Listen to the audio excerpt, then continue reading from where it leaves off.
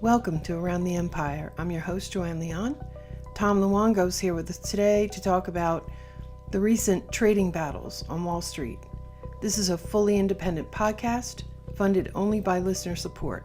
Pitch in, join our Discord community, and patron Zoom meetings by subscribing at Patreon, patreon.com/aroundtheempire, or at paypal.me/aroundtheempirepod.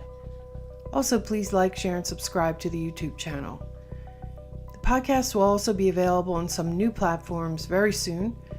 This has become an absolute necessity for genuinely independent media due to suppression and censorship.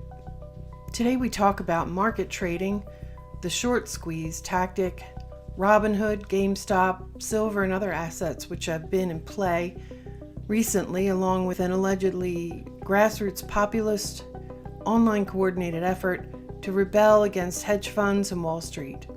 Some have framed this movement as another generation of Occupy Wall Street. We also had a broader conversation about the overall unrest, and in a bonus question about the possibility that behind the latest chaos might be yet another factional battle that could even involve foreign entities in a hybrid type war. This podcast is another example of how both Tom Luongo and I seek out common ground for discussions, even though our views are very different on some issues. But we both believe that a huge number of people from across the spectrum have many of the same fundamental wants, needs, objectives, and that we should seek those out when we can, instead of demonizing and waging war against each other. These divides can be and are manipulated. They aren't in our best interest, and they only favor people who we should be opposing because they absolutely don't have the best interests of the populace at heart. So when we do that, we all lose. So let's find common ground. We recorded this on February 1st, 2021. Tom Luongo's here, speaking to us from Florida. Hello, Tom. Thanks so much for coming back on the show. Oh, thank you for the invite, Joanne. I'm happy to do this on short notice. You know me kind of well. I am the eternal skeptic. And while I really wanted to believe that, that the little guy was getting the best of some hedge funds, I was like, I don't know, because there's other things going on. First, it happens during the World Economic Forum. Second, we know that the Great Reset is in the works. Is they're at least going to try that, and they want to do, some people call it a controlled demolition of the financial system in order to do a reset. And then, and also, I read that Wall Street on Parade website, the Martins couple, and they're always going after JP Morgan, and they find JP Morgan, hell, it was long. GameStop, though, I'm sure a lot of funds were long GameStop, but GameStop, much as I love the place, I've been there many times. I have three boys, you know what I mean? With lots of video games and all that, and I don't want to see it go under, but I know what's been happening. Bed Bath and Beyond. I love Bed Bath and Beyond. I love that. Retail's place. dying. But there's serious problems. We know that there's been problems with commercial real estate. There's a bubble after the .com bust. And I don't want to get too much into it, but there was some really shady things about the .com bubble, and it was just blamed on dumb enthusiastic investors that were just driving the prices up and driving them up. Later we find out that there were manipulations and picking winners and losers and things like that.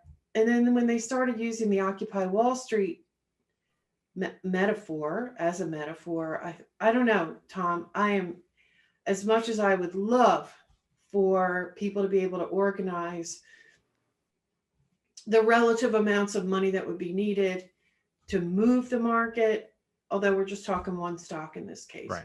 Talking one small cap stock. It's actually not a lot of money to do what they did with GameStop, because and this is the part that I do believe it's a mixture of a lot of things.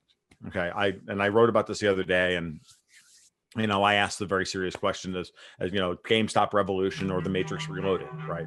And asking that basic question, are we being taken for a ride here or not? And we should remain skeptical about the general story.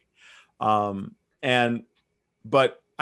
at the same time, they've reacted on Wall Street, on CNBC, and the rest of them with real fear. Like, I know the difference between when they're pump and dumping and they're running their boiler room operation on CNBC and when they're actually scared. So there's a mixture of reality and fakery going on here. Because the thing is that's like everything else. I know you sent me a couple of articles from Wall Street on Parade, wondering about the guy who's behind Wall Street Bets on one of the traders from Mass Mutual. I don't remember the guy's name. Keith Gill, yeah. Keith Gill. Is he in there doing stuff that he maybe shouldn't be doing because he's got a Series 7 and a Series 3 and a Series 24? Possibly.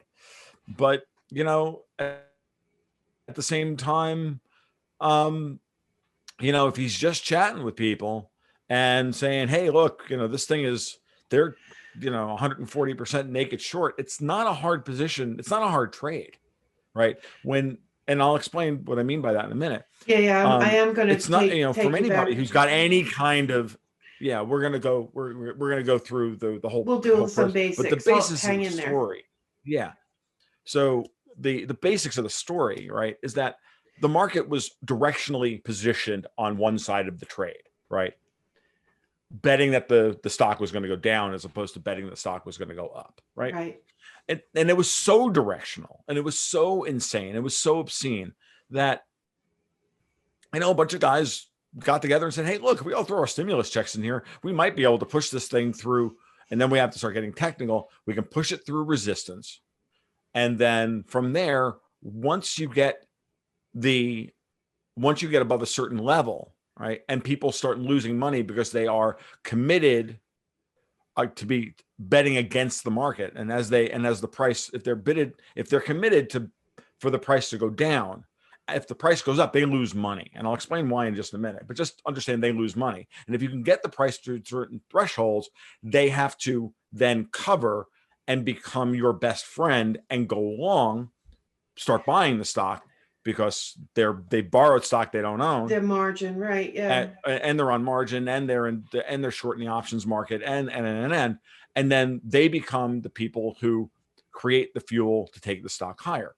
Now, I don't consider myself a market professional or anything, but from a long-time market watcher standpoint, like myself, there's this concept of overbought versus oversold. And I look at a stock like, GameStop, after years of being beaten down in a bad retail market and in a bad sector, and going, yeah, Wall Street was pushing it down all year long because it's part of the terrible story in commercial real estate. And they're selling stuff that is easily cross-shopped on Amazon and the whole 9 yards, and people can't go to the store, so they can buy their video games online. They can trade them in on half.com or eBay or whatever they have to do. I'm sure that there's virtual versions of GameStop's buy and sell program that they used to run.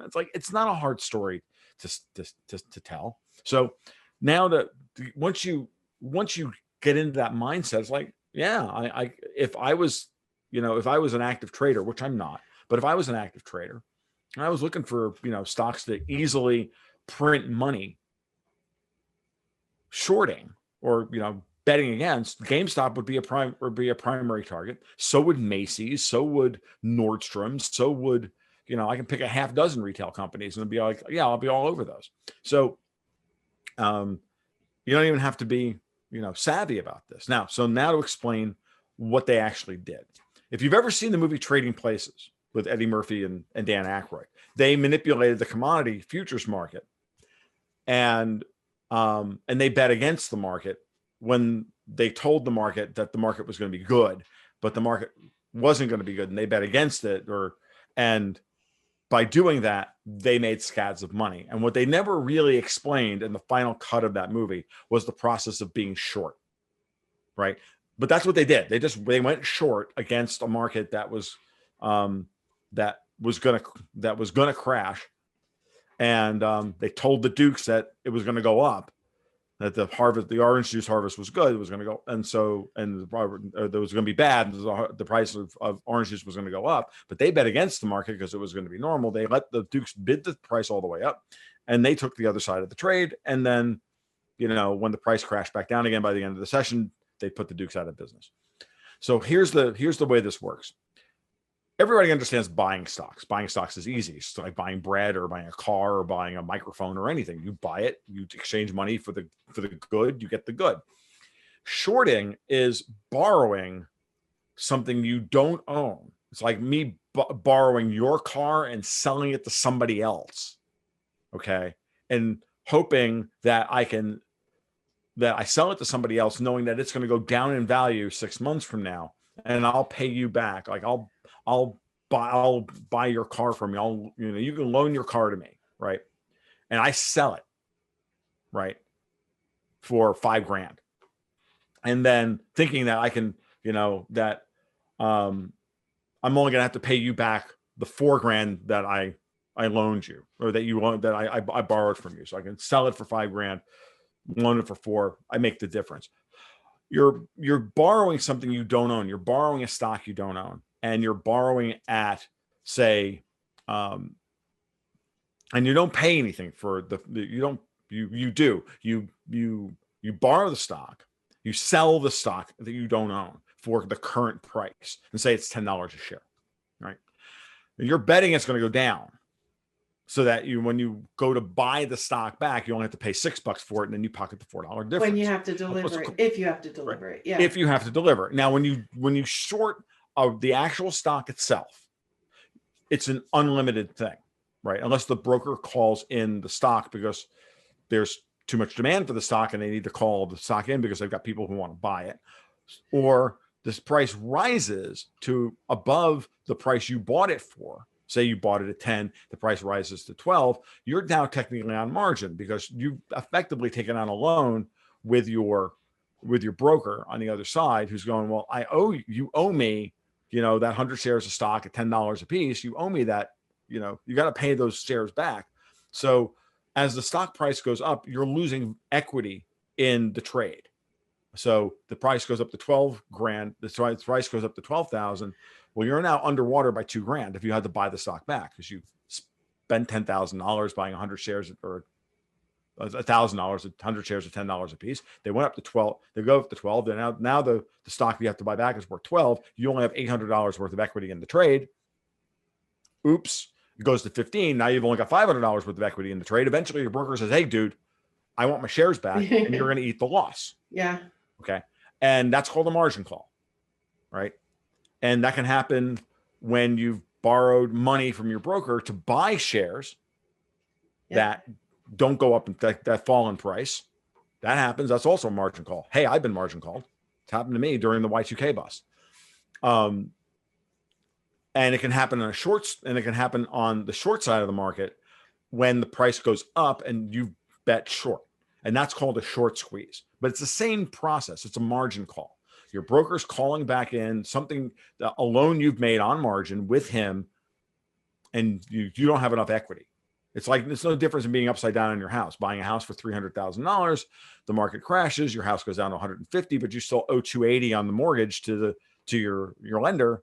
You've got a loan to value ratio of 40%. He says that's not good enough, and now you got to either give him the keys to the house or yada, or you got to work your way back out of it, or you got to throw more equity into the mortgage in order to keep the house. This is the options market, right? No, that's just straight up selling and buying stuff. Oh, okay. This is not even into options yet. Now it gets more complicated. So are we clear on what that is?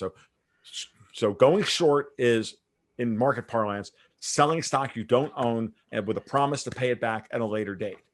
But in process, that creates a liability on your broker side, or a liability on your side, or a liability on the broker side and an asset on your side. You've got money in your pocket, but he's got the liability in that he owes one of his other clients that 100 shares of stock that you sold. Okay. because the shares that you sold should be real shares. Okay. So say you and I both own GameStop, or say you own GameStop and I don't, right? If you hold your stock in what's called common name, Right. which is with your broker, your broker holds it in common name. It's usually in the common name of DTCC, the Depository Trust Corporation, whatever DTCC. When you hold it in common name, your broker has the option to lend those shares out to somebody else, like for me, to sell short. So, but Without you can you always even call knowing those, but you can always about it. call those shares in whenever you want, right? Yeah. Now, I go short, I'm screwed. My price goes up. I'm in trouble. I got to pay. I got only have to buy those shares back off the open market and then hand them back to the broker. And then I got to pay the extra money on top. So I put $1,000 on the table, goes up to 15. Now I got to pay him back at $1,500 and I'm out $500. That's a straight thing. Now, what's the problem with shorting? Well, and when you're long, the only thing you're on the hook for is the shares you bought going to zero and becoming worthless. So whatever you put on the table is all you can lose. Put $1,000 on the table, bet on this company, the company goes bankrupt, goes to zero, you're out $1,000 plus your time, plus broker's fees. You short a stock, you have unlimited downside risk because you're at $10, but what if the stock goes to 500? I paid I pocketed $1,000, but now I owe 50. Yeah. Okay. Now let's take it one step further. There's these things called options, and you might have heard the term derivatives. Well, options are one kind of derivative. There's interest rate swaps. There's all sorts of credit default swaps. There's all sorts of derivative contracts out there, which are, and derivative contracts are basically saying, if something happens, if this, then that, relative to an asset. So in this case, a simple options contract is for those of you who like to buy stocks. You buy what's called a call, which is the following. Between now and a certain date, we'll say 6 months from now, you have the option to buy 100 shares of GameStop at $7. Okay. You're betting the stock's going to go up. It's trading at 5. You're going to buy a June 2021 call at $7, and you're willing to pay. And that's where we start getting into the valuation. Yeah, usually small amounts of money. Yeah. Now we're above so you're going to pay, say, 50 cents for that per share. So you buy 100 shares, you put $50 on the table plus broker's fees. And if the price rises to $7, you call the shares away from the person who owns them, who gets paid $7. Well, you're not going to pay. The price goes to $8. You're going to call them away from him and pay him $7. You paid 50 cents in the options premium. You paid $7 for the stock. The stock's trading at 8. You're up 50 cents a share. So you paid $50 and you made $50. Right. You made 100. So you doubled your money on one contract. Okay. So that's the important part here. You only have to, the stock only has to go from $5 to $8 for you to double your money. So in the above example, if you bought 10 contracts at $50 a piece, you put 500 on the table, you doubled your money to 1,000. You bought 100 contracts, you doubled your money to 10,000. Okay. See, you put $500 on the table and make, $5,000 on the table, make 10,000. What if it goes to $10? And you don't call them away until they're 10. You buy them for 50 cents, $50 a contract. You make $250 a contract, $250 a contract. Now you've quintupled your money. So now that's the scenario. This is what happened in GameStop.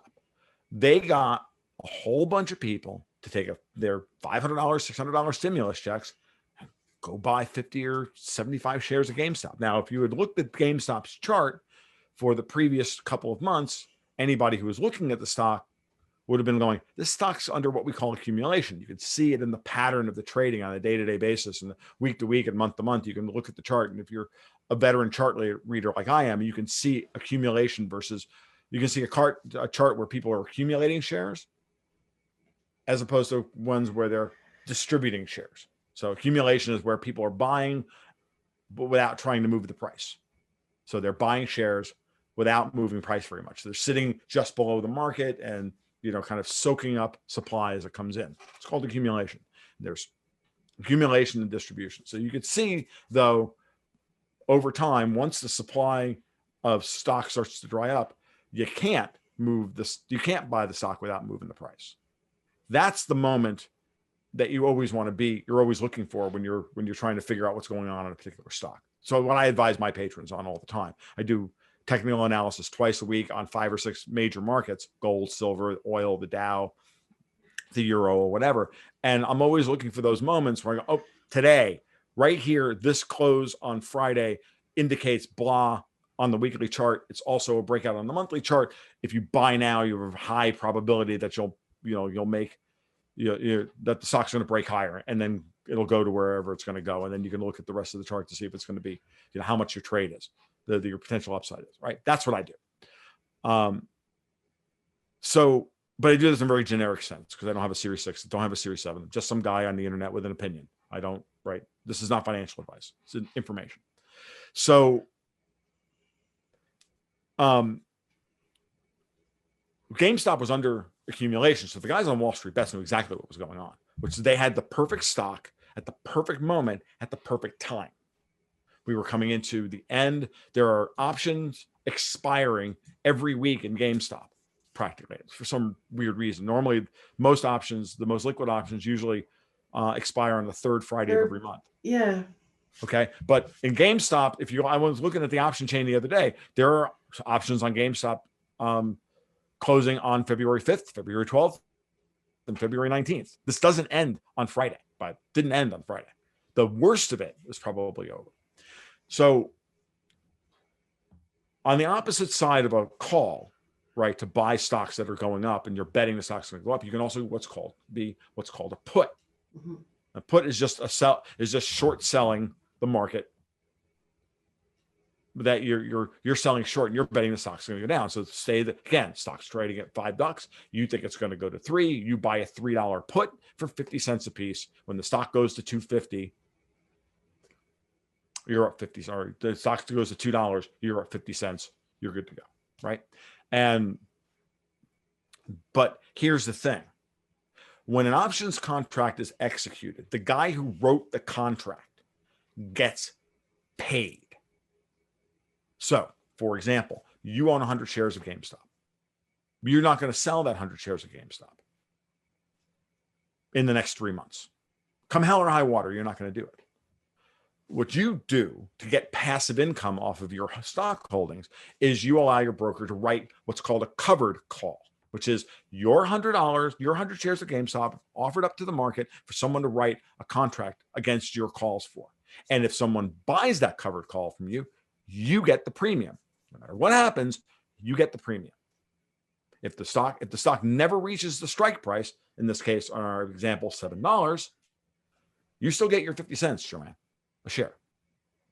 So that's how you make passive. That's how you can make passive income on your stock holdings. It's how a lot of very rich people, and even mediumly rich, modestly rich people, make money by writing covered calls against their portfolio, and they just put that they put them up for sale as an option price at a price they'd be comfortable to get. Say you would be happy to sell your GameStop at $7, so you write a covered call between now and April for $7 on GameStop, and if it doesn't reach $7, this option expires worthless on normally the third Friday in April, and bing, that 50 cents that you got when the guy bought the contract from you is now yours, free and clear. You never have to worry about everything's fine, yeah. And you get the shares back. All that he did was he bought an option to buy them over the course of the next 3 months, next 90 days. Now, on the other side of the trade is writing puts. Now, how do you make money as passive income with puts? It's more complicated than that. You have to actually, you sell a covered call and you buy a put. Okay. Where you have to buy the put contract. I got to get this right. If I don't get this right, I'm going to look like an idiot. You write a call and and you sell the call into the market, you buy the put on the opposite end, and you'll get the money up front. What a lot of these hedge funds were doing to get passive income is that they were selling short and pocketing the options premium on shares of GameStop, betting against the company, so that as long as the put never, as long as we never have any, as long as the price doesn't hit the strike price, they get paid. So they're hoping, especially when it was, when it was starting to become under accumulation, there was that going on. There's something else that was also very nefarious going on. I got to explain front running, and that's another problem. Yeah. Just understand that there's ways to make money by writing options contracts, pocketing the premium, and waiting for expiration. Okay. So just waiting. Right. So, but we're actually writing a covered call is actually a bearish strategy. So you want to sell a put. Selling puts is how you make money. Betting against the market. That's actually, selling a put is actually a bullish trade, because you're pre-selling your stock at you're mitigating your downside risk by selling the put up front and raising and buffering yourself against a drop in price. And if it never gets to that point, then you get to pocket the premium and just keeps going. And selling puts is a way of doing it. Now, selling naked puts gets even worse. What's a naked put? Selling a naked put is selling a put on shares that nobody has. Yes. Okay? That don't even exist. Yeah. And now talk to me about naked shorting, and I'll talk to you about the freaking precious metals market, and I'll talk your ear off until 4:00 in the morning. We're doing this at about 10:00 at night. I'll be here for the next 6 hours, and you'll run out of hard drive space, because I've been complaining about this garbage for 20 years. I know you have, yeah. But let's not go there. So now that's the strategy for those of you who are not Wall Street savvy. There's a number of strategies. And then we can get into straddles, and we can get into leaps, and we get all sorts of crazy stuff, all the higher order financializations and option strategies, and the different, and the Greeks, alpha, beta, gamma, yada yada yada. But people actually do this though, just to limit their downside, or to limit their upside. Some complicated things just to make sure that they won't lose too much. The goal is these are hedging strategies. Like when you talk to I've read a lot of stuff about what's happened in the last week, and for example, people were complaining, well, Citadel Capital was on both sides of the trade in GameStop. Well, yeah, that's what hedging is. Because that's what hedging is. Yeah. Okay. It's the net position that you care about. And their net position was 150 shares. They had 67,000 shares long and 67,100 shares short. Well, guess what? They were 100 shares short, because it nets out to almost nothing. When you hear Wall Streeters talk about the huge derivative pile that's out there, and they go, don't worry about it, it's the net value of all these derivatives they net out to almost nothing. Yeah, they do say that. They do say that. The problem is, and that's, now we get into something, we get into a different problem, and that is that notional becomes net when the other guy can't pay. The assumption is, well, if you're on both sides of the trade, and Citadel as a market maker is supposed to be on both sides of the trade. Okay, that's what their job is to. What are they again? I'm sorry. Citadel Capital is the guys behind is one of the major investors in Robinhood, and they're a major market maker. So Robinhood. Now, here's the nefarious part, right? So Citadel is one of many market makers that are out there. They have pools of capital that they sit on, and they manage pools of shares of stock in order to make sure that, as the orders come in, they can fill them. Okay? Because the broker doesn't actually own the shares. The market makers own the shares. It goes through DTCC, and it goes through the other company. I can't remember the name of it off the top of my head. Okay, so they're just a technical entity. They're just the mechanism by which the order goes into the market, and then it gets ordered up by the market makers, and then they match buyers and sellers. So someone has to be a seller, someone has to be a buyer, right? Mm-hmm. And there's an order book that you can, when you trade, there's an order book, and you can see what the trades, you can see what the structure of the trades look like. You don't know who's behind each of the trades generally, but you can see how many are being offered at this price, and how many may be offered at this price. That's called a level 2 quote, where there's dark pools of where there's liquidity, there's people, there's guys sitting there waiting, and waiting to it gets really complicated. Yeah. You get into high frequency trading, but it's way beyond what we need to understand. Right. So, because I can go into, again, that's a masterclass in what's actually going on. But so just understand that the guys on Wall Street Bets saw an imbalance in the market,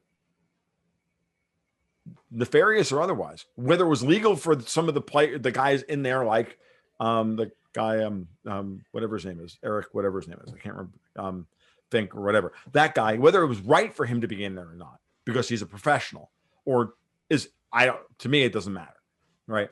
I just know that someone was going to take advantage of the situation. Was it one Wall Street bank trying to bankrupt another Wall Street bank and trying to take out a hedge fund or whatever? Yeah. I don't care, because at the end of the day, they may have used the quote unquote Robinhooders going in there and buying half a share of stock in this one there in order to get this thing, but they never in a million years expected to take Melvin Capital all the way down. Like, I don't think if there was somebody nefarious behind it, I don't think they ever thought that they were going to get past $75 or $80. This thing got out of control because the level of absolute, complete and utter anger and disgust with the oligarchy that has just stolen an election, this, that, and everything, and turned everybody into domestic terrorists and ran a false flag on the Capitol and called us all Nazis and every other freaking name in the book for the last 5 years. I'm like, no, and you've been stealing from us too. And it was all just a big bungle. Well, it's an emotional stop and too, right? Gamestop, there's now people who have been, like when my kids were little, taking them to GameStop all those years, because that's an experience. It's not just getting something. You go, you play the games, you do all this stuff. I guess. You get the magazine, so there's an emotional aspect to it too. There may be, but I don't think that. I think the emotion here was complete and utter. Was just complete and utter anger. Like, so many people, you read so many of these stories and it's like, something, you people have been screwing with us and you've been stealing from us for years. Everybody knows the mask has been ripped off. Like, the best thing to understand about what Donald Trump did while he was president is he just stood there and was an implacable jackass that all these evil people kept trying to get rid of him for 4 years. And he just stood there and went, no, I'm not leaving. No, I'm not leaving. No, I'm not embarrassed by that. Nope, I'm not embarrassed by that either. Hey, can we get back to running the country? Hey, by the way, we should really do something for this. I mean, Trump was a mess, and it was so many things, and I'm glad he's behind us. Not that he's gone, because he was hilarious, but and he's certainly better than Biden. But he exposed, just by being there, exposed so much of the absolute corruption and collusion between the media, the government, the EU oligarchy, the freaking intelligence agencies, and all of them, and Wall Street. It just exposed all of it. And the curtain got pulled back. The curtain got pulled back. But that anger was there simmering. It's been simmering. Because I was really into Occupy Wall Street. So I was in and among a lot of the people there physically for some of the time, and on the blogs and stuff, and that is legitimate, and that was across the political spectrum. Absolutely. Absolutely it was. I mean, look, Occupy Wall Street was happening at the same time that the libertarian right was waking up, right, and the silent majority was waking up to Ron Paul. It was all happening at the same time. There was some common ground there, and people were terrified by that. And the people on Wall Street, just the fact that the proximity of these protesters, even, they started to really worry. Yeah, and at the same time as everything was crashing down around them, they had broken the world. Right. And, and then they had the damn nerve, to have like Lloyd Blankfein come out, the former CEO of Goldman Sachs, come out and say that he was doing God's work. Yeah. I mean, like the arrogance and the hubris of these people. Nancy Pelosi saying it's not so bad. I have a freezer full of ice cream. John Kerry coming out the other day and say oil workers can build solar panels. I'm like, and when we throw you out of office and you escape the guillotine, are you going to learn the code? Because that's exactly what I want to say to John Kerry at this point. I was like, I'm going to strip you of your billions, and I'm not going to throw you into a guillotine. I'm going to force you to learn the code. That's what I want. That's what I want Herman Munster to do. I want him to learn the code. That's what I want. I want to tar and feather him and humiliate him. I want his money taken from him because he's a miserable oligarch. He's nothing. He's absolutely just like all of them. I want to see them stripped of their wealth as bad as anybody. I'm in full Joker mode at this point. I'm like, burn it all down. It can't be any worse than it is right now. And that's the blackmail that they always throw out at us. You guys realize that if you blow this up, if you blow up the silver market, you blow up the gold market, it'll be terrible because it'll be dogs and cats living in the streets in mass hysteria. I'm like, dude, you've already got Antifa running through the streets, blowing up they're burning down half of Minneapolis and firebombing police stations in Portland. How much worse could it actually get? And food prices are going crazy, and you're trying to send us back to $125 a barrel oil, for Christ's sake. Like, how much worse could it possibly be? Well, I would just say, but look at the homeless situation in LA. I mean, in a lot of places, how much what could ever be worse than that, other than to have to live on the streets? It's classic. They are worried about becoming poor. Okay, I've said this we're saying it for a while now. You know that I don't mince words. I came to the conclusion, I'm a big Bitcoin guy. We talked about Bitcoin the last time I was on the show. And my two nemesis in Bitcoin land are Nouriel Roubini and Peter Schiff, both of whom are massive Bitcoin bears and just think it's the dumbest thing imaginable. Meanwhile, the godlike Roubini. Meanwhile, it's been the greatest wealth transfer from the oligarchy to the middle class and the lower classes in human history, right? $500 billion worth of assets, like, moved out of, in actual value, is moved out of the old system into the new system. Whether the new system survives contact with the enemy is up to.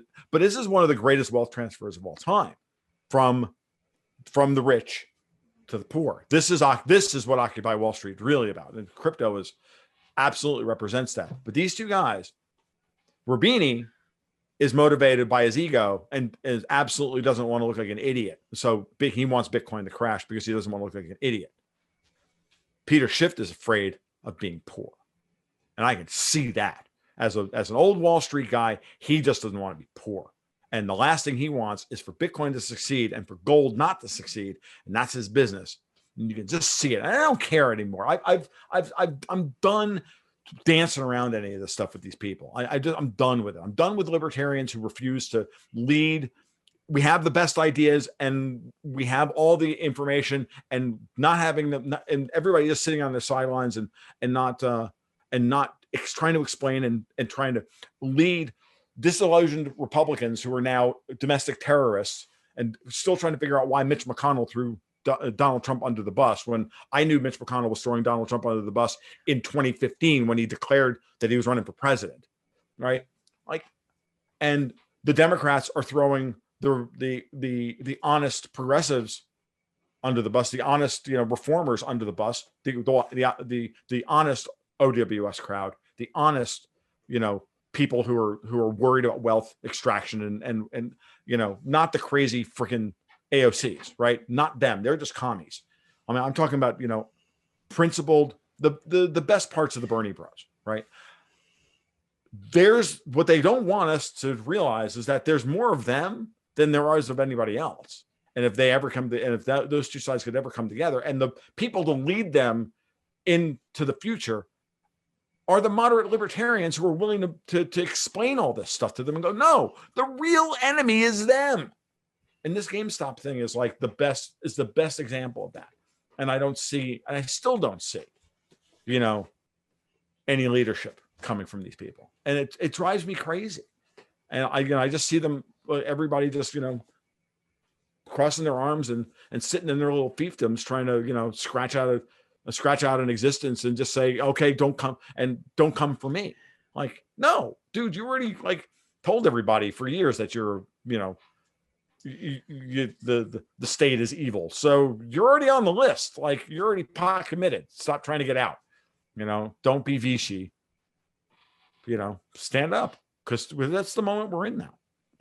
And I think that's what this thing is about. And I think that's what really drove this thing to where it went, because they were scared on Friday. And, Robinhood, $3.5 billion in collateral, and Dodd-Frank mandated collateral had to be posted this weekend in a cash call, multiple cash calls.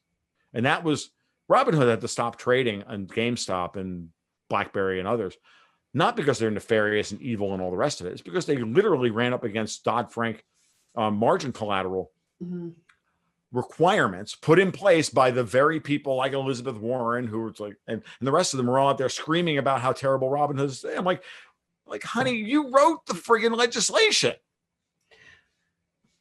We told you Dodd-Frank was going to do this 10 years ago. Is this the fractional requirements kind of stuff? Yeah, there's a great thread. It's linked in my article from Friday. Okay. The great thread going through the how much capital they had to have on hand. They had to have on hand, and they just ran out of cash in the middle of all of this, because GameStop went from $5 to $350, and all these people had to try and cover their shorts, and they couldn't do it. What happened? See, I shouldn't even bring this up because I only know I caught part of a Whitney Webb thread where they were talking about how not thread, a video that just happened a few hours ago. So sure. I didn't see the whole thing. Something about Robinhood getting capitalized by $3 billion and change. Yeah, and that was on zero. It was on zero. Did somebody hedge. lend it to them, or yeah? It probably came from a mixture of Citadel, who's one of their major investors, and the Prime Bank. Because remember, look, in order to have any liquidity like this, they have to have a bank willing to lend them credit, right? They have to have a big friggin' multi-billion-dollar credit line with a bank.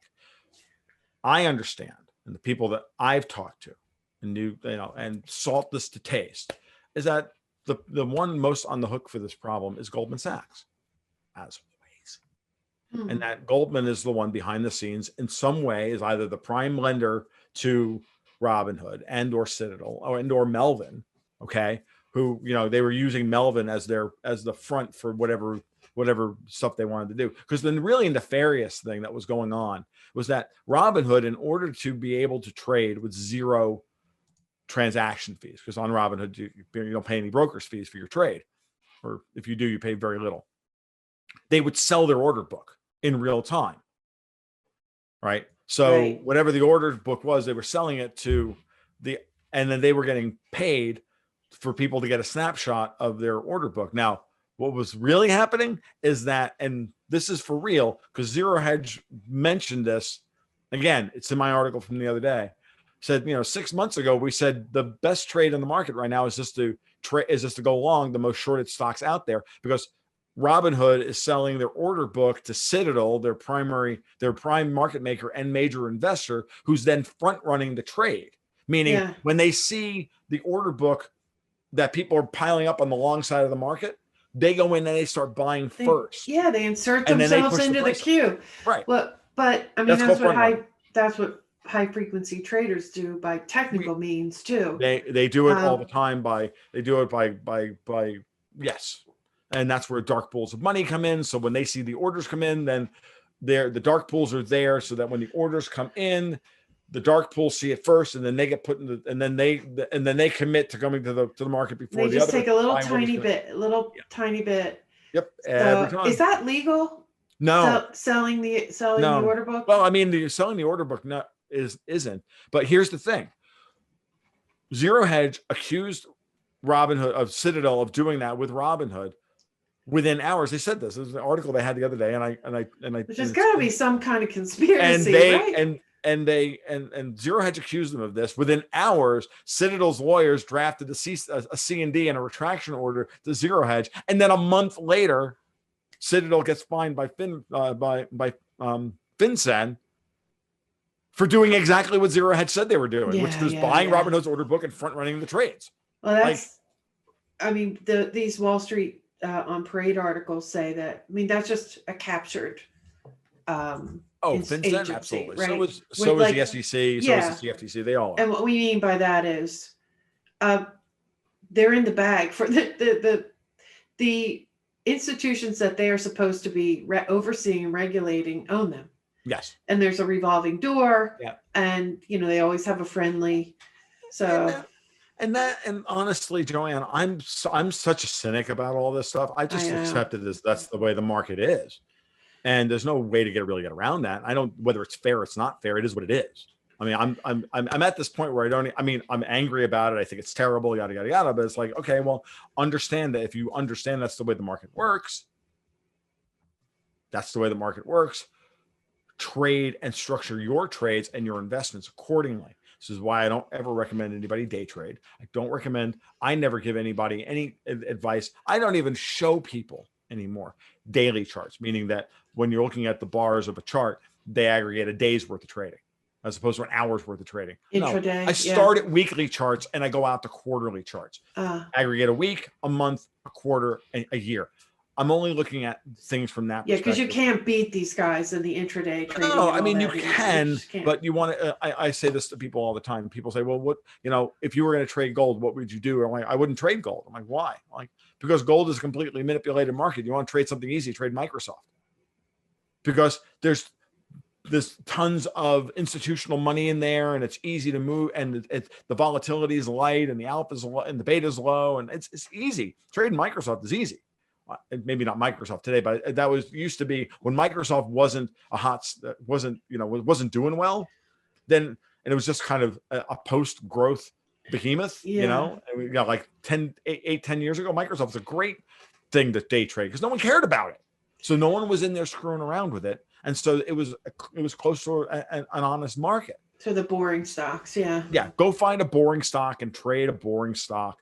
Go trade a sector nobody gives a damn about and just go from there if you want to learn how to trade. But the best thing to do is to not trade. The best thing to do is invest because trading isn't value creation. Like all these guys you talk about, well, we provide a valuable market service because we provide liquidity and we provide this. Okay. Pull the other leg and place jingle bells. 90% of what you do is you steal from people and you expect to get a VIG for providing liquidity. And what you're really doing is rigging the game in your favor.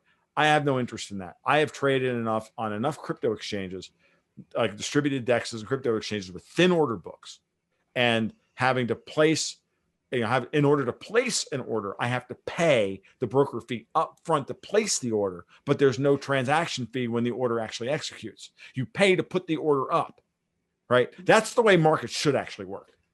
Like you don't need to tax the thing on the back end or any of that. Just you want to stop high frequency trading, you want to stop all the front running and all the rest of it. The easiest thing in the world to do is just bing, put a very small transaction fee for listing the trade in the first place, and you will see all of that, all of that churning, like go away. I watch it every day. I'm pretty sure that's what Tulsi has proposed, right? I don't know. I haven't checked in with not just her, but she's one of the people. Ilhan Omar wants to put wants to just tax everybody on the back end for every trade they make, which is or transaction tax and charge the brokers. They'll just pass that cost right on to the freaking. Oh, okay. Maybe that is what they're calling for. Okay. No, that's nuts. You want to put you want to take the broker fee and you want to put it up front as opposed to after the trade executes. You want to put it before you put it as the order is put on the market as a limit order. Okay, and if you put up a market order, you pay it immediately. You pay it to make the order, as opposed to paying when the order executes. It's a big difference because if you put them, none of these guys put market orders in. They put limit orders in. They say, "I'm only willing to sell at this price." Yeah. They're always above the market or below the market, and they're playing that game. And they're trying to pull pennies and nickels off the spread. Now, I get it. It's fine, but they do it in such a way that is absolutely and utterly disingenuous, and it's wrong, but it is what it is. That's where we are, and they write the rules and they own the casino, and you're just going to have to, and if you don't like it, go build your own. Of course, try and go build your own. Congress will make sure that doesn't happen. You'll be regulated out of existence. That there's never been an option to go build your own. We've seen exactly what that what that looks like when you try to build an alternative social media platform. But that's today's version of it. Try go building an exchange today in the United States. Right? What's the last one that was built? NASDAQ? The last one that was built was Coinbase. Okay, yeah. Okay. I'm forgetting about the Bitcoin market. There are no other ones in the United States because the United States has basically outlawed all crypto exchanges other than Coinbase. They want Coinbase to be the only on and off ramp into and out of Bitcoin for U.S. investors to get dollars. So therefore, when they want to crash the price of Bitcoin, all they have to do is say, nope, Coinbase is down for maintenance, too much volume. And then watch. Didn't that just happen last week? They did it. They did it last week. They dropped the price from $37,000 to $28,000, and so everybody's stuck. You can do what you can't cash in your dollars. It was bad. You couldn't get off the exchange. Now the interesting part about that was they were hoping that would actually break the market. No, what happened? People don't trade. Most Bitcoin trading doesn't happen on Coinbase. It doesn't happen in the United States anymore. And there are other pools of liquidity, that places for people to park their crypto profits when Bitcoin starts to correct. Now there are stable coins that are pegged to the dollar. Obviously, Tether is the big one that people talk about, but there are other ones. There's now USDC, and there's others. There's plenty of places to stuff the money, or just wrap your Bitcoins and stick them on Ethereum and go pull a yield off of them for 4 or 5 days or for a week and wait for the price to recover. There's ways of dealing with this now because the market is far more sophisticated than it was 4 years ago when everybody got trapped in Coinbase at the top and you couldn't get out. And it was literally like, I hate to say it, was literally like the showers at Auschwitz.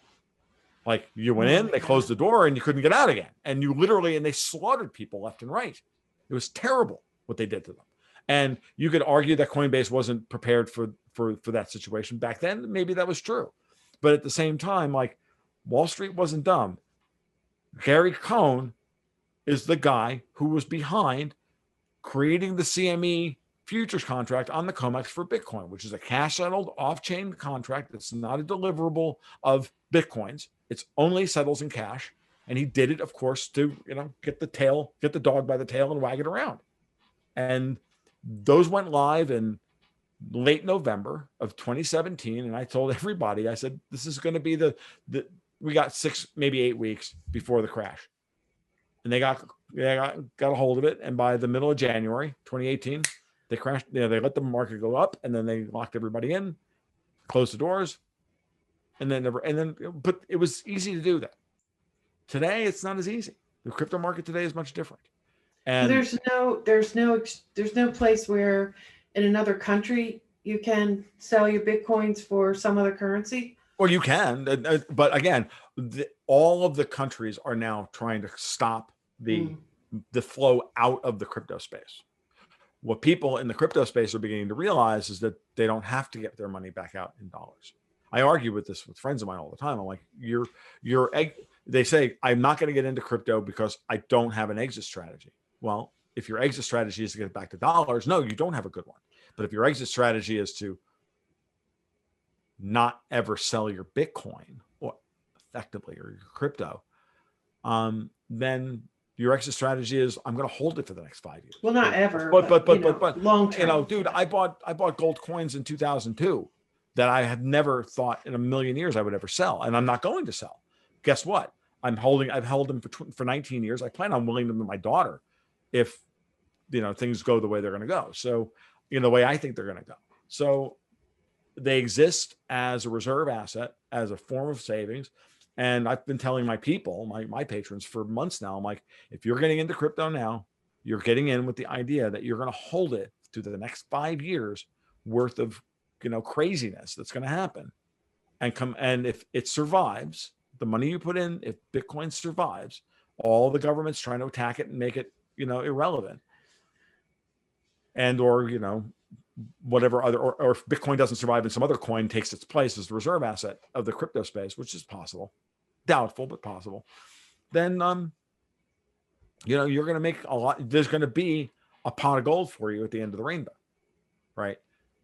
But you have to start thinking in terms of a long-term time horizon. Yeah. You have to start thinking in those terms because they're going to change the regulatory landscape. And if you don't make a lot of moves, if you don't make a lot of trades, just like stocks. If you just buy stocks and hold them, you have no tax liability, unless Elizabeth Warren gets her way, and then they start taxing your unrealized gains, which is what they want, which is what the Democrats want to do. And that is absolutely the worst freaking thing they could possibly do. And no way, manner, shape, or form should you tax anybody for holding onto unrealized gains. Most of Jeff Bezos' wealth is unrealized gains. And you have to suck it up and live with it. It's not liquid. The man's not a billionaire. Okay? He is, but he doesn't have $1 billion in cash sitting around. He's got 10, 20 million in a bank account, whatever. He sells a little bit of stock every once in a while, and that's that. Or he doesn't, or he draws a salary. His wealth is tied up in stock. But if you want to kill capital formation around the world tomorrow, tax people's unrealized wealth and then force them to sell 5% of their holdings every year. You want to destroy wealth? No one will invest in anything ever again. The division of labor will contract and civilization will end. Because that is how civilization was built. It's built by entrepreneurs taking risk, having and holding their founder shares in a company that they built, and then signaling to the market that they still love their company by not selling it. And that's it. There's no way around this. If you don't like the environment in which Amazon was built, which I don't, do I believe that Amazon should be as wealthy as it is? No. But that doesn't mean that you get revenge on Jeff Bezos because Klaus Schwab only wants, 7 retailers in the world, and Amazon was picked to be one of them. It's not, that's not the issue. Okay. Like, you have to separate that from what is good management of good asset management. Understand that civilization is built on an expanding division of labor. You cannot get around this. Marx was wrong about this. Okay. It just was. Civilization is built by an expanding division of labor, where more people can find their place and find their optimal place in that division of labor. Only if does that will continue, as long as government doesn't try to destroy it.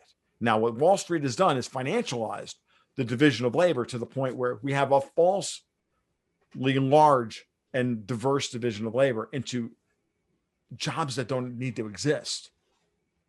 And now they're going to crash it all and then put us all on UBI because they don't have jobs for us anymore because they think the robots are going to do everything. Just magically overnight. I mean, yeah, like that's going to happen. Like I'm dead serious when I say this, and I'm not trying to be. Tom, I don't study Marx. Like, I'm not a Marxist. No, I know you're not. I know you're not. I'm not. I wasn't meaning to.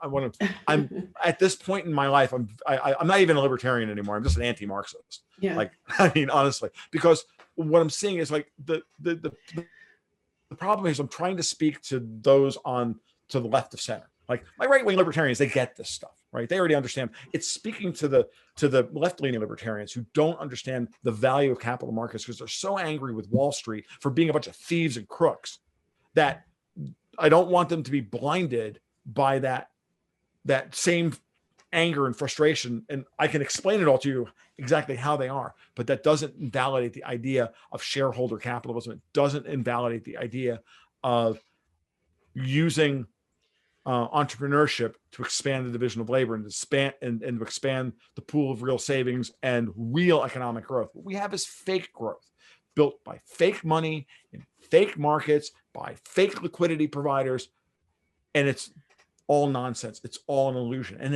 it either has to crash or the foundational assets, gold, silver, Bitcoin, whatever, those have to rise in value.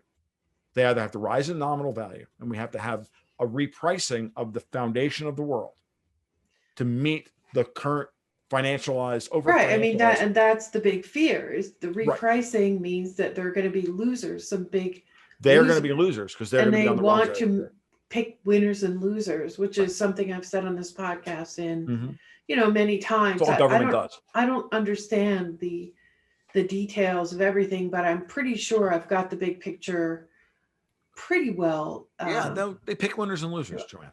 Yeah. So, I mean, I think what's going on right now is about picking winners and losers. It's always been and I about think that. that's what it probably is, I guess. Yeah. I mean, honestly, that's what I mean. The classic libertarian critique of government is that government doesn't do anything except pick winners and losers. They write rules, and even when they don't mean to pick winners and losers, they still do so anyway, inadvertently. You write a rule. Whenever you write a rule, it benefits one group at the expense of another. So you've picked winners and losers. So at the end of the day, even if you mean it to be for the little guy, well, okay, you've picked the little guy over the big guy, but that may be the primary effect that you think you're going for, but there's always secondary, tertiary, and quaternary effects, which are never properly priced into the legislation. That's a different criticism for a different day. But all the stuff we've talked about tonight, all the market imbalances we've talked about so far tonight, like they're all a consequence from trying to overregulate markets that should just function. I mean, I've traded in completely unregulated crypto markets, and I can tell you that they're fairer than trading stocks that have all these rules and all these regulations. All the rules and regulations are there to protect and create barriers to entry and create opportunities for obfuscation, for thievery, and I mean, the buy political favors in DC. And we have laws for some of those things that could work pretty well, but they're not enforced. They're not enforced because of the process of regulatory capture, which always happens in a late stage republic. So, these are, again, I politically that I like to describe myself as a flower throwing anarcho-libertarian, right? Like not bomb throwing. I mean, rhetorical bombs, but at the end of the day, the political, using violence to achieve political and social goals is anathema to a civil society. That's what the state does, right? The state uses violence to enforce its edicts. And what the contract's supposed to be is that the state's going to get some stuff wrong. But as long as it gets the big stuff right, and the balance between who's between the people and the people who are the people themselves and the people who manipulate the government, as long as there's a relative balance there, and the judiciary mostly stays at least somewhat neutral. It may cost a little bit, but as long as it's reasonable, most people will put up with it, and it's better. It's easier to get along while these guys make a little bit of money. The problem is, it's like everything else, they accumulate capital over time, and the wealth inequality that the left, for lack of a better term, complains about, the Bernie left complains about. I do too. I always do. And so do I. That's all a consequence of the system that we've built. It's a consequence of central banking, corruption, a consequence of a corrupt money. It's a consequence of all of this. And so, it's so unutterably frustrating to watch it happen. But unfortunately, there's no way to band-aid at this point than to let it burn. The best way to get out of this is for Washington to not respond to the GameStop revolution, to let the hedge funds go under, to let the banks deal with this problem, to not accept the digital dollar when it comes down the pike. Unfortunately, I don't see how we're going to stop any of this. It's literally a thing running on autopilot at this point, and it's going to end badly. And I hate, like I said before, don't agree with, political violence as a way of achieving social, any kind of violence is a way of achieving political or social goals. But when you give people no opportunity to voice them, to have their voice heard, when you take everything away from them, that's when things get ugly. And this GameStop thing was absolutely an outgrowth of that. It was absolutely an outgrowth of the way they've acted, certainly since the beginning of the Corona apocalypse. Well, as I said, I really do. I hope that that's at least even partly true. And as we always say, you and I, there's a huge, our Venn diagram isn't that big of what we both agree on, but right.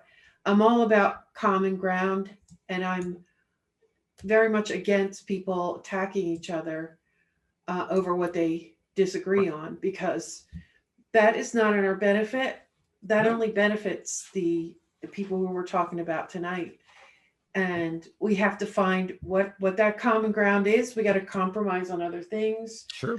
and we got to do that on an individual level. Like I don't know, I'll praise us a little bit, like you and I do, Tom. Right. We Yeah, we you know, do. we both know that we don't agree on a whole lot. Well, that's not Nah, really it's not true. completely true. That's not really true. I think on a lot of important things we do agree, Absolutely. and that's the way I choose to view it. It's the way But I view it. And the yeah, things we don't agree with, the things we don't agree about, we don't have to talk about. It's really, exactly. no. You could just I don't mean that, and I don't mean that as like, hey, I don't mean that dismissively. I mean that it's honest.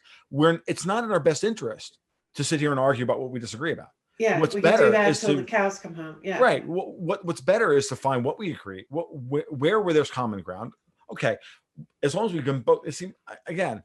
It always comes down to specification versus implementation. We both can see what the problems are. The question is, how do we resolve the problems? And Mhm. that's where the disagreement will occur. And there's nothing wrong with that disagreement because then there can be some horse trading. But Right. the reality is in Washington, they both agree in what they want to get done. The only thing they disagree about is how many votes they can win in order to have control. I think what's happened in the last, but I will be honest with you, since the 20th, what's happened since the election in November is this is an illegitimate government that knows it's illegitimate in every way. And it's acting like an illegitimate government. It's acting like a government that's in fear of its people. Yeah. Because it knows at its core that if it's illegitimate, like that Biden's not shouldn't be president, that the Democrats shouldn't still have control of the House or the Senate, that if the votes were counted honestly, the Democrats would have lost all the way across the board. And certainly at least the Senate. And they was very, very close in the House. Like, it seriously was like within three seats. And had they gotten wiped out by, honestly, you could have easily seen three moderate Democrats flip and join the Republican caucus or go independent. And, that would have been that. So very, very close. I think that that's where we are. And we have a bigger problem on our hands now. We have a government that is scared of the people, not just the people that they disenfranchise on the right, but the people on the left who are becoming disillusioned. It's the and center of the everywhere in country. between, there's lots and lots and lots of people who don't want to be associated with the right or the left or either political party. Right. Which No. nobody ever talks about them. They talk about, oh, we have the right and the left, the Democrats, the Republicans. But the last time I looked, it was something like 40% people didn't want anything to do with either party. Yeah. No. That's been the case for a long time. That's the middle 40 And it's that we're always growing. It's fighting been over. growing. Yeah. Oh, it is absolutely. It's growing. And that's bigger than And either of the parties, right? this is why I've been saying I love Tulsi Gabbard. I know that you should know that I feel this way. I think she's fantastic. I think she's gotten even more fantastic since she left Congress. And she's obviously positioning herself for 2024 independent run at the presidency. The Or question something. is she Yeah. going to what's Maybe that? the Senate seat. I don't know. I think she's Something. I think she's made it abundantly clear when she was on Dave Rubin recently that she's gearing up for a 2024 run. She's like, I didn't run for Congress, rerun for Congress because I'm committed to running for president. Hmm. So I think she's setting up for that. And I think she knows that she doesn't want to be anywhere near the Democratic Party at this point because she could see it literally imploding from the inside out, the same way the Republicans are imploding from the inside out. And I keep saying, over and over again, the best thing that you can do to heal what's happening in this country is for someone like Gabbard and for pick somebody on the Republican side, Rand Paul or something like that, and get them together on a unity ticket that unites the center of the country. I don't think Rand Paul has the stones, but I would love to see him do it. And if he gets if Mitch McConnell keeps acting like a dictator, 6 months from now, the Republican Party is going to be in serious trouble, and all the moderate libertarians in both the Senate and the House are going to walk away from the GOP because there's no point to it at this point. It is They're so compromised. Yeah. Oh, there's such controlled. There's just controlled opposition. That's all they are. They're controlled opposition. The goal, the The Nancy Pelosi wing of the Democratic Party is where the global oligarchy, known as the Davos crowd in my parlance, want this country to go. Okay? It's very obvious. They're the dominant faction of what the hard money in this country wants us to implement. They want the Green New Deal. They want the Fourth Industrial Revolution, the Great Reset, the whole 9 yards, and frankly, Communism 3.0 as defined by Klaus Schwab. That's what they want. It's the Democrats' job to deliver that, and it's the Republicans' job to be the controlled opposition, to keep the Republicans, to keep the nominal, keep everybody trapped within the Republican Party, giving them no other alternative in any way, and then sealing off any hope of a third-party insurgency run through ballot access laws and through controlling the election process, and then now controlling the votes. So they sealed off the ballot access laws, make it nearly impossible for a populist party to come out of the woodwork. I've done this. It's useless. You spend 90% of your money getting on the ballot and 90% of your energy getting on the ballot. There's nothing left to campaign, and the media won't take it seriously anyway. So how are you going to get elected? And we don't have time for 20 years to build a new party. It's not going to happen. Trump was the closest thing we will ever have to a third party candidate. And Bernie went for a while there, or Tulsi. Yeah, but Bernie, I always thought was controlled. He just sold out. I don't believe Bernie Sanders. I think he's controlled opposition as well. I didn't used to agree with that. It's still very, very hard to agree, but based on his behavior since then, I mean, it's hard. What's the other explanation? I don't know. I mean, honestly, you could make the argument that, I've heard people make the argument about Donald Trump that he's controlled opposition. And I just say, look, I think Donald Trump was clueless, but I think that he was absolutely 90% what he said he was. And well, we'll see if he keeps his wealth. Then maybe he made a deal. No, he made a deal. He made a deal to stay out of prison, and he made a deal to keep his wealth, and he's going to keep his wealth, and he's going to keep his mouth shut. I'm telling you. He made a deal because, look, Trump probably could have.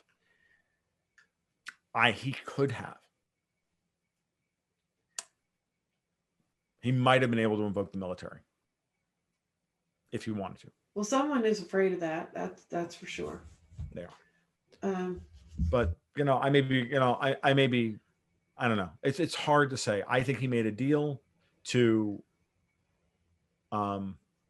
keep his family out of prison. I do. And I'm okay with that. But they lost their minds. They hate him with such a burning passion. I've never seen anything like it. Maybe I was too young during the Nixon years too. I remember the conversations at my dinner table, and they were, my family hated him with a passion. Yeah, but even then, I just never saw people take things to such extremes. Because we're in a much different state culturally, or a much different position in the generational, in the cycle of generations. And I'll be honest with you, when I look at it, it's in Jungian terms, it's shadow projection. We're talking about people who honestly don't believe that, and they're in a very dangerous state. They're the good guys. They can do no wrong. Donald Trump is, and all of his supporters they're just evil incarnate, and that's all classic Jungian shadow projection. That's a very dangerous state for those people to be in, and it makes them. And you do not underestimate them. You do not underestimate AOC. She is not an idiot. Okay, she may not have any. No, she's being groomed. She's being groomed. She's groomed. She's being groomed to be the next. She's being groomed to be Che Guevara, for Christ's sake. That next, party leadership. Same thing. Not party, not Che, but then Castro. I don't agree. I think Klaus Schwab was the furthest thing from a communist that you could get. They say you'll own nothing, but you'll be happy. We're like, well, hold on a second. Who's going to own it? They're not saying nobody will own it. Yeah, of course, but understand that communism. But communism this is my problem with the modern with the modern left. And I'm going to be frank. I'm going to be frank with you about this. And same thing. Oh, well, it's not really communism. Oh, it's not really socialism. No, it is actually It's all an of those things. inversion or something of it. Oh, it is. No, it's absolutely this, because when you set those things and you set those processes in motion, what Marx described is impossible.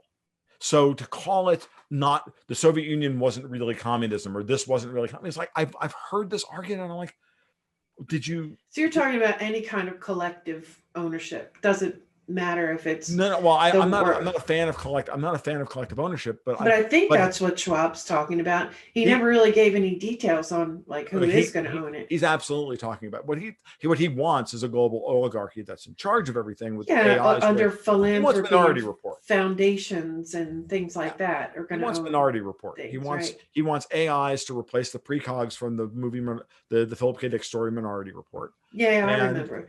Yeah, no, it's absolutely that's what he I meant like the technical thing about who will actually own these things. Yeah, no, they will. They'll own it all. So but that's closer to monarchy, like the Queen's Trust owns all the land or something like that. But look, the Soviet Union was an oligarchy because at some point someone had to make someone has to make the decision. Orwell made it abundantly clear: some pigs are more equal than others. And the withering away of the state that Marx described is impossible. And from my perspective, after all these years of doing this, I'm like, I don't want to have that conversation about it's not real communism. Look, if you want to live in a commune with communal property, that's fine. You go ahead and you do so. But with the minute you have to force it on everybody else in order to make your communist utopia, your commune work, it's not. We're not on the same page anymore. The difference between when I use the word commie, I'm really talking about people who believe in forcible collective action, as opposed to there are plenty of anarcho-syndicalists out there who have no argument, who have no desire whatsoever to take over, and be aggressive in their takeover of other people. Right. And force their way of viewing the world on them. Now, that is a perfectly valid. I mean, I've had this argument. It's like, so you believe you want to live in a commune, and so when you leave, can you opt out? In your stakeholder capitalism model, can you opt out? Can you walk away, voluntarily walk away, settle up with the group, and walk away? Yes. Well, then you're not a communist. You're a libertarian. You're a libertarian living in a you're a libertarian living in a hyper communitarian environment because you allow people to opt out. The minute you force people through the control of the means of production, that implies someone has to be in charge of it. Someone has to enforce a rule, and they have to start pointing guns at each other. And every time these ideas have seeded themselves into a society, it's always ended the same way: purges, mass graves, intolerance, and the rest of it. Cultural revolutions in China, the killing fields in Cambodia. I mean, Marx didn't really create anything new. All he did was describe what happens when humans go crazy, and the conditions under which they will go crazy for an agrarian society transitioning into an industrial one. And Marx's critique of that transition was trenchant and honest, and I don't really have much fault with it, but it's not applicable to today, and that's the other problem. In the same way that a lot of the high end pure libertarian stuff is not applicable either. Okay, don't we can have that. It's like we can have that kind of conversation as well. I'm not but. Just to remember that at the end of the day, it is always the gun that's the problem, because that's the thing that creates the power gradient. That's the thing that creates the opportunity for someone to create a bulwark, seek rent, unearned wealth, and arrogate it to themselves, and exacerbate the wealth inequality and steal from people. That's unearned, and I'm done with with anybody getting away with any of that. And I've never been on the side of that at all. And it's time for us. And the best part about this is that people are waking up to this is how we can strike back. And this is a very nonviolent way of doing it. Like people just hung Wall Street with their own words and their own rules. It's a great thing. It's a beautiful thing. Did some nefarious people get rich in the process? Yes, of course they did. Yeah, well, I mean, they're used to fighting these kinds of battles on a daily basis, so it wouldn't surprise me some people jumped in and did that. But let me roll us into the bonus question. Sure. Because we could talk for hours, like literally, I think. All right, so bonus question. I actually have you have a choice. Or you can make whatever you want out of this. You'll get my gist, I think. So let's just hypothetical. If this was some kind of an operation, and it wasn't an organic, if it was a manipulation of people, and they had an objective. What's your best guess about what those objectives would be? Now, given the people. And I meant to bring this up earlier, that there's a Peter Thiel element to this. And there's even a Bill Browder aspect to this. His son, a firm that his son runs. Yeah. Okay. Maybe we can just leave that out because I meant to bring that up earlier and I did not. And I haven't followed any of these rabbit holes. Yeah, so. I don't have the link to what he actually is. And like I said, I didn't get a chance to listen to the Whitney's thing on Last American Vagabond, the whole thing today. So I just got like bits of it. But even just leaving that part out. But, if there are some people involved that are, connected, what would that mean? Like, are there wars between financiers? I think we know the answer is yes. Hedge funds, we certainly know they compete and it's fun to, or whatever, they have grudges, this the whole deal. Yeah. And then sovereign wealth funds and private equity funds. I'm not even quite sure what the difference is. Family is. Offices and all the rest. Yeah. Of it. And is the timing significant? Coinciding with it was Davos annual forum week. And lastly, so we know, and we've talked about this before in a podcast, how other countries, how we've had target countries. We have messed with them in big ways, messed with their markets, messed with their currencies, messed with their debt, dollar denominated debt. If anybody's interested, go, I'll link Tom and I, a previous conversation about Russia and Turkey. So, and Turkey. How would that, and if that was the case, like what's the likelihood that other countries would be jumping in? Like I don't know who was in the Wall Street Bets Discord server or the whatever the name of maybe that was the Reddit subreddit. So just with all of that, what are your thoughts on the things that I kind of just threw out in a mishmash there? The answer to the bonus question is in a bonus segment for patrons. You can get access to these bonus segments. There's one for almost every interview. By subscribing at Patreon. Plus, you get access to other patron-only content, access to our community on Discord, where we can talk among ourselves, do some Q&A live streams, patron Zoom meetings, and such. So that's my tease, and I hope that some of you will join us. And now I'll continue with the interview wrap-up. All right, Tom, I've kept you so long, but please take a few minutes to tell everybody where to find your work and how to support you. Sure. Easiest way is to go over to my blog at tomluongo.me or search Gold, Goats, and Guns. You'll find me, right? I'm on Twitter at TFL1728. I'm on Gab as well. More really on Gab than Twitter. The last couple of days I've actually been on Twitter because Twitter's actually been interesting thanks to the whole GameStop revolution. Gab, it's TFL1728 as well. I'm on YouTube, but I don't really use it anymore. I stream Tuesday nights at 9 p.m. on DLive, Periscope, VK, and YouTube at the same time. Again, DLive/TV.tv/Tom Luongo, and Patreon, right? And there's a link to the Patreon right on the front page of my website, but Patreon/Gold, Goats, and Guns.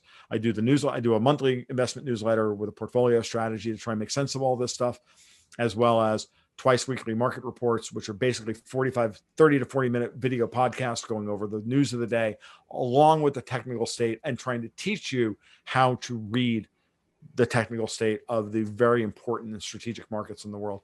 I do that twice a week on Wednesdays and Sundays, as well as some, I also do some now what I call the morning munchings, which are basically whatever I see in the headlines, and then I'll write up a 200 or 300 word note. Basically, it's a note to myself that I put out to my patrons as well about what I'm seeing in the markets or, in the news today, because I'm going to write about that later. So that's what I do. Okay. Yeah. How's D Live's treating you pretty well? They're not deplatforming people, or I haven't had any problems at all. I've been hearing about some people going to Odyssey, a new platform called Odyssey. I tried to make an Odyssey channel, and it imported my YouTube channel information just fine. But then somehow I must have set it up wrong, because I didn't have the account. I literally changed the settings, background version. I just deleted it. I was like, no. And so, but I also have a BitChute channel. I'm just starting now to take the live streams and post them back up on BitChute. I don't do a lot of video content for public direct. I don't do just videos and like a lot of other people do. I do a podcast on a weekly basis as well, which you can find on Spreaker or iTunes as the Gold Goats and Guns podcast. As a matter of fact, tomorrow I'll be interviewing. So we're doing this on February 1st. Tomorrow I'll be interviewing Robert Barnes for the first time, which will be fun. Robert and I are going to talk about he's an interesting character. Contracts of adhesion and terms of service. Yeah, he is. And looking forward to talking to Robert. So we'll have him on the show tomorrow. We should do about an hour with him. I usually publish on Tuesdays. So, and you can find that. You just search Gold Goats and Guns, you'll find it. So, all right. Okay. Thanks so much, Tom. I really appreciate it. Oh, absolutely, Joanne. This was fun. Thank you for the invite tonight. So I'll talk to you soon. Thanks for listening. Special thanks to Tom Luongo. Follow Tom on Twitter for as long as any of us will be allowed to participate there at TFL1728. Find his published work, commentary, and links to his expanding platforms at Gold Goats and Guns website. These include YouTube and DLive, but like most independent media, they're expanding, and you can also subscribe to his newsletter and Patreon. This podcast is independent media. Listener support is important. Patreon.com/AroundTheEmpire, PayPal.me/AroundTheEmpirePod. Find the podcast on any mobile podcast app, on the website AroundTheEmpire.com, on Patreon, on YouTube, and on some new platforms soon. And if you're listening on YouTube right now, don't forget to like, share, subscribe. Watch this space for the announcement of several new platforms where you will also be able to watch, listen, stay connected, and participate with this podcast very soon. Follow on Twitter @AroundTheEmpire, and we'll see you next time. Take good care, everybody.